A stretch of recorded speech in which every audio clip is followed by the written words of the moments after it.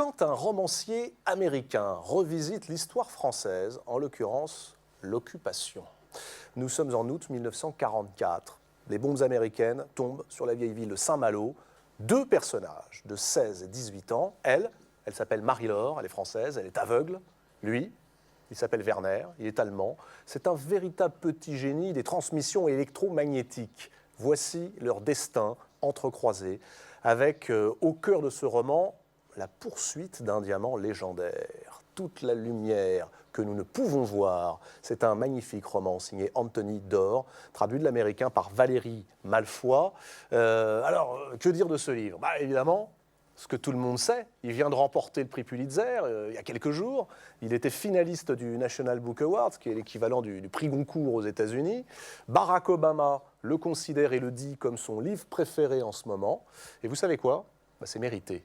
Anthony Doerr, pour quelle raison avez-vous choisi 1. La Seconde Guerre mondiale, vous l'Américain, de l'Idaho, et 2. plus précisément cette ville, Saint-Malo?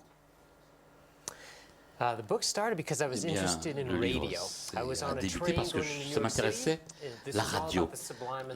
Voilà, c'est le sublime et le ridicule. J'étais dans un train, c'était un après-midi, je venais de finir un bouquin, j'allais rendre visite à mon éditeur, et le type devant moi parlait dans son portable. Et c'était la suite de Matrix, vous savez, bon, c'est assez ridicule, mais bon. Et on allait très vite, c'est 60-70 km/h, et puis on commence à rentrer dans un tunnel. Et puis, pourquoi est-ce qu'il pouvait penser que son portable continuait à recevoir la communication? Mais il a commencé à être très très en colère parce qu'il ne recevait plus rien. Il a commencé à crier. Et je me dis, mais ce qu'il fait, c'est ce qu'on fait tous avec nos portables. C'est un miracle. Voilà, il y a un petit émetteur-récepteur dans ce petit truc, pas plus qu'une carte à jouer. Et voilà, et il s'attend à parler à quelqu'un qui est à Madrid ou à Madagascar ou ailleurs.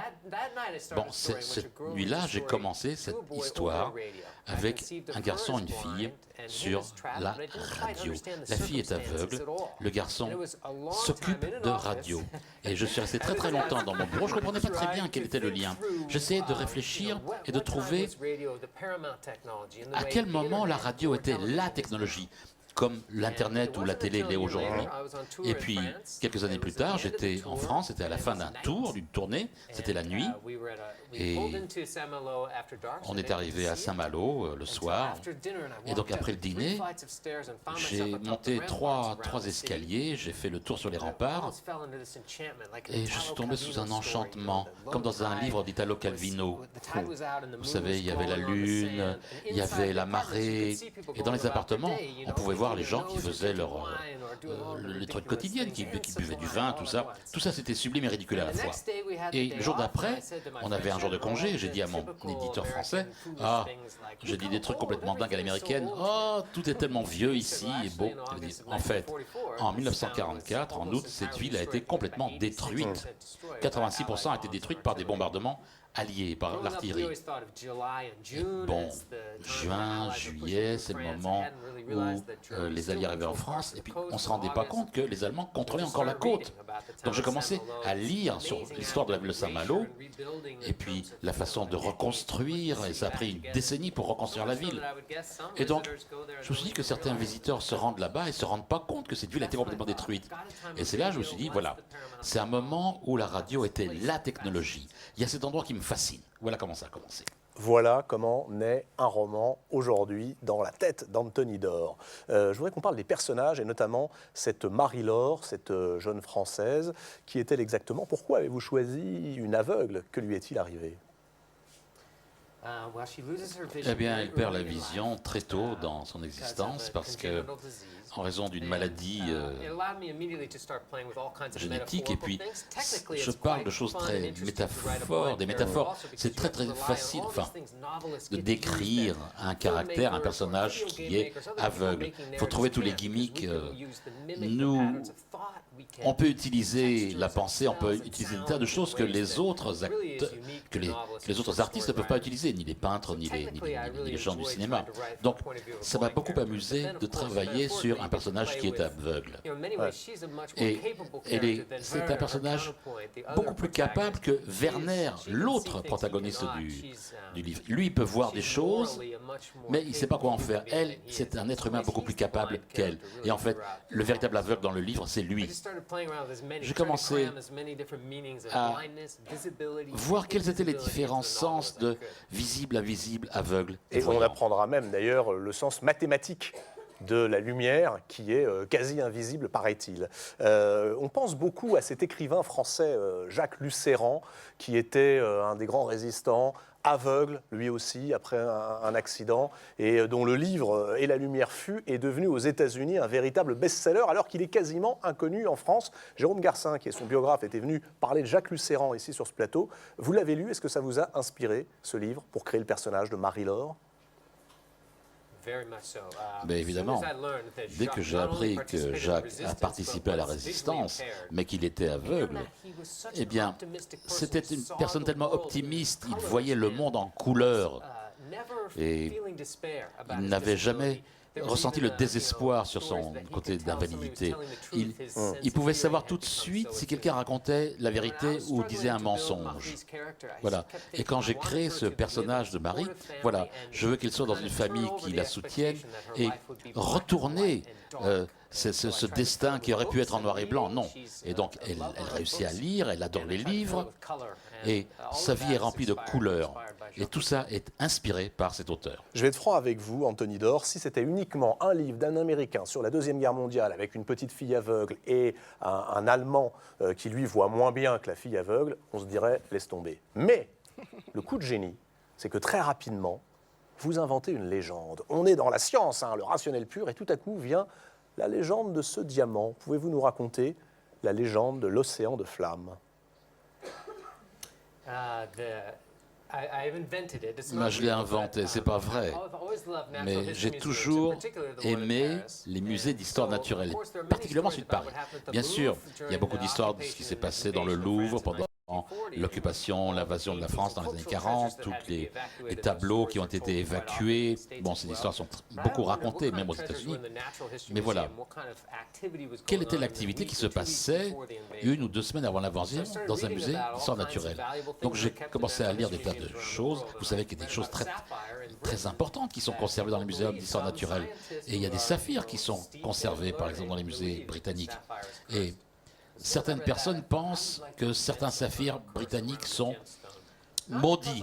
Donc voilà, j'ai essayé de créer cette histoire. Une malédiction. Une malédiction.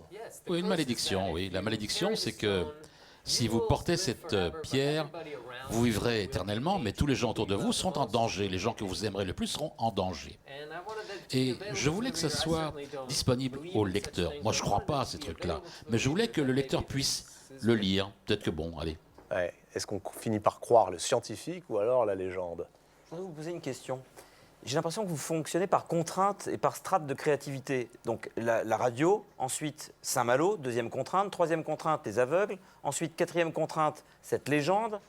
C'est ça, vous fonctionnez comme ça, c'est très étrange, des choses qui a priori n'ont rien à voir entre elles, vous vous forcez à les mettre dans un shaker pour construire votre roman. Ça me fascine votre processus en fait. Il y aurait peut-être encore une 5e contrainte, il pourrait neiger tout le temps par exemple, vous voyez ce que je veux dire? Eh bien, une des premières histoires courtes que j'ai écrites, c'était la violence au Libéria.